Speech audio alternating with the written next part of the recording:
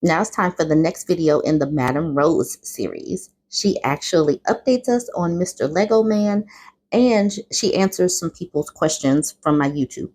So if you're not aware of who Madame Rose is, in my very first video about her, there was Mr. Lego Man who had all these Legos and it was laying around and he would not clean up despite his wife asking. And to spite her, he decided to hang them up on their wall in their bedroom. And so I made a video about it. Um, Madame Rose made him watch the video and read our comments. And this is what happened. My sub said, "Thank you all for chastising him and his degenerative behavior. He thanks everyone that called him useless, childish, and less than." And she says, "This is Mr. Lego. As a part of his punishment, he had to read the comments aloud to me as a bedtime story. It was part of his punishment and humiliation." So if you do not understand what's going on with Madame Rose, please watch the very first two videos. She explains Mr. Lego Man, and then in the second video, she explains what she does as a dom. Now she starts addressing some of the comments. This person says, "Does the wife enjoy humiliating her husband, or is she doing it to keep her marriage and her husband happy?" She says, "I'm genuinely curious." Madame Rose says, "What's the difference between wearing that sexy outfit he likes? However, once there's the dynamics introduced, it becomes her relationship. He becomes the tool he should be. If she wants her slippers warmed up for her arrival, he will gladly do it. There is no more list making, and she doesn't do the domestic work. He does. You program them like a clock. They will do the task." So it sounds like if the wife gets involved and they create this dynamic, he does in fact like it. The next person says, "I wonder why there's no safety training for male-led relationships, which is the default in the patriarchy, but all this training is required for female-led ones." Madame Rose responds with, "There's no safety for patriarchy. These FLR, or female-led relationships, defy the norm. Do you know how to properly tie someone up so that you don't have an accidental unaliving? Are you leading with your nurturing and empathy for these emperors in no clothes? While it is not required, it's best to learn safe practices. I enjoyed learning the difference between a sociopath, narcissist, and psychopath. You are still thinking male first. These trainings are female led, female first. So you learn to kill the empathy you have for him and think of yourself and your needs first."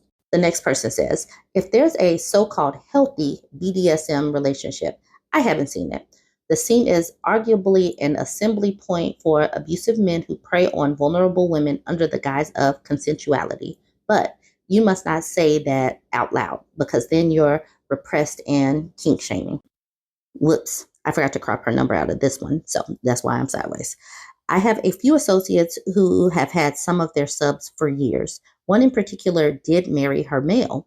He literally became the housewife. He doesn't work out of the home to be with her, to be at her every whim. When she's away, he has chores that must be done daily, women's work.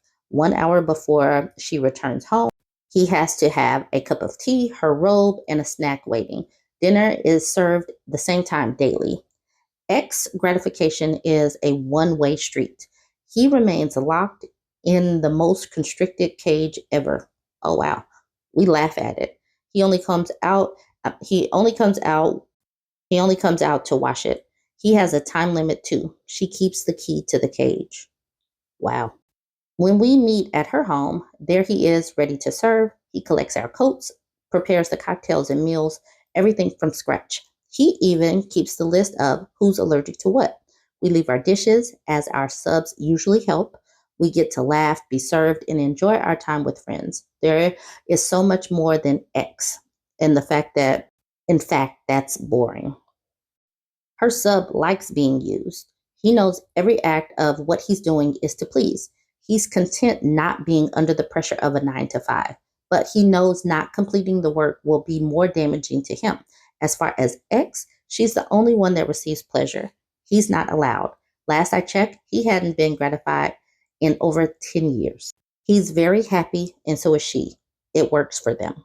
Okay, so that comment that she just referred to, this is the first half of it. She said, I have known 4 people and their acquaintances at various stages in my life who participated in BDSM, and they were either restaging their childhood trauma or its opposite.